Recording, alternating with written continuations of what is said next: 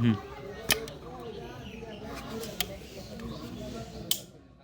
ফরিদপুরের মধুখালী উপজেলার ডুমাইন এলাকায় অবৈধভাবে অস্ত্র তৈরির একটি কারখানায় সেনাবাহিনীর অভিযানে অস্ত্র ও বিপুল পরিমাণ সরঞ্জাম উদ্ধার করা হয়েছে।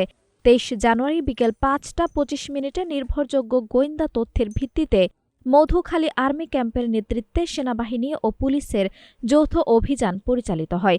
অভিযানে ডুমাইন গ্রামের বাদল সরকার নামে এক ব্যক্তিকে তার বসতবাড়ি থেকে আটক করা হয়।